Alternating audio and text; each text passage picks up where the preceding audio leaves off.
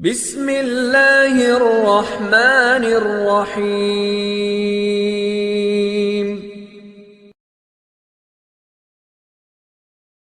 اور نبی پاک صلی اللہ علیہ وسلم نے پھر ارشاد فرمایا اسی رمضان المبارک کی شان و عظمت اور فضیلت کو بیان کرتے ہوئے فرمایا کہ جو بندہ کسی مسلمان کا روزہ کھلوا دے، افطار کروا دے، تو فرمایا جتنا رکھنے والے کو ثواب ہے اتنا کھولنے والے کو بھی ثواب مل جائے گا اور اتنا کھلوانے والے کو بھی اللہ ثواب عطا فرمائے گا، اور فرمایا کسی کے اجر میں کمی نہیں ہوگی۔ صحابہ کرام علیہم رضوان نے کہا حضور ہمارے پاس تو اتنا زیادہ مال و دولت بھی نہیں ہے کہ روزہ کھلوائیں اور پیٹ بھر کے کھانا کھلائیں۔ نبی پاک علیہ السلام نے فرمایا اگرچہ ایک گھونٹ دودھ کا ہو یا پانی کا ہو یا ایک کھجور ہی کیوں نہ ہو، فرمایا تم اس سے افطار کروا دو تو تمہیں یہ ثواب ملے گا کہ جتنا اسے اتنا آپ کو ثواب، اور اگر پیٹ بھر کے کھلایا فرمایا اللہ تمہیں حوض کوثر سے پیٹ بھر کے پانی پلائے گا۔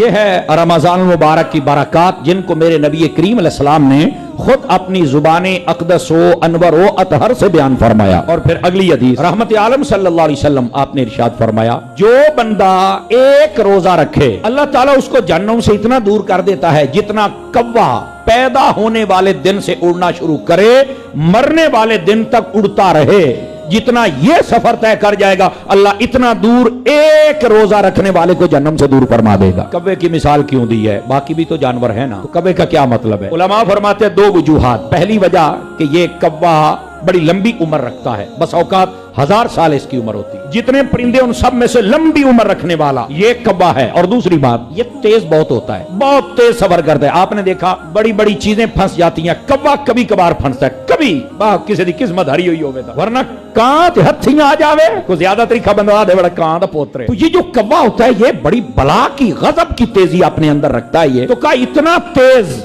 اور پھر اتنی لمبی عمر، یعنی 1000 سال ایڈا طریقہ پکھو اڑے تو پات تمڑ کرے سی، تو فرمایا جتنا سفر یہ کرے گا اللہ تعالیٰ ایک روزہ رکھنے والے کو اتنا جہنم سے دور فرما دے گا۔ پھر نبی پاک علیہ السلام نے ارشاد فرمایا کہ لوگوں یہ جو روزے دار کے منہ کی بو ہوتی ہے، یعنی روزہ رکھا ہوا ہے اور اس کے منہ سے عمومی طور پہ افطاری سے پہلے کچھ نہ کچھ سمیل آتی ہے، فرمایا اللہ کی بارگاہ میں یہ کستوری سے بھی زیادہ پسندیدہ خوشبو ہے۔ اس کا یہ مطلب نہیں کہ ہم نے مسواک نہیں کرنی، یہ مسئلہ بھی سماعت فرما لے، روزہ رکھ کے مسواک کی جا سکتی ہے، وہ خشک مسواک ہو تب بھی اور تر ہو تب بھی۔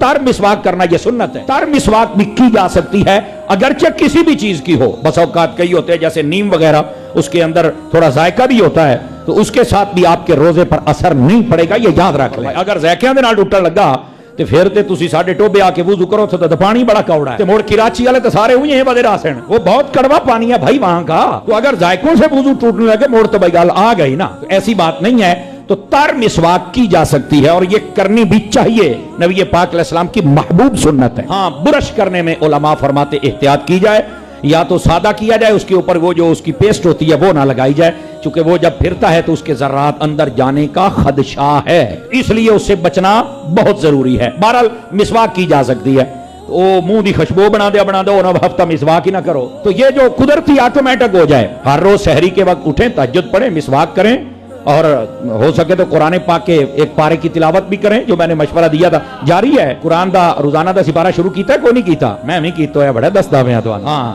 تراویح والا الگ ہے اور دوسرا الگ ہے، اور ہونا بھی چاہیے، بلکہ اگر دو پڑھ لیں تو سبحان اللہ۔ تو یہ جتنا زیادہ ہو سکے اس مہینے کو آپ اس کی برکات کو سمیٹے۔ تو نبی پاک علیہ السلام نے ارشاد فرمایا کہ یہ جو روزے دار کے منہ کی بو ہے، فرمایا یہ کستوری اور مسک جس کو کہتے ہیں اس سے بھی زیادہ اللہ کی بارگاہ میں پسندیدہ ہے۔ اور پھر اللہ کے پیارے حبیب علیہ السلام فرماتے ہیں، اللہ فرماتا ہے لوگوں ہر عمل کی جزا ہے، ہر عمل کی، اور ہم دیتے ہیں، روزہ میرے لیے ہے اور اس کی جزا ہی میں دوں گا۔ اب اس کے علماء نے دو معنی بیان کیے، ایک معنی یہ ہے خود جزا دوں گا کا کیا مطلب ہے؟ فرمایا اللہ فرماتا ہے دی جزا میں نہیں تانوں دسنی، ایک قیامت والے دیہاڑے جس لئے میں تانوں عطا کر سانا تو پھر تانوں پتہ لگے گا، یعنی اتنا اس کا اجر ہے، اتنا اجر ہے اس کا۔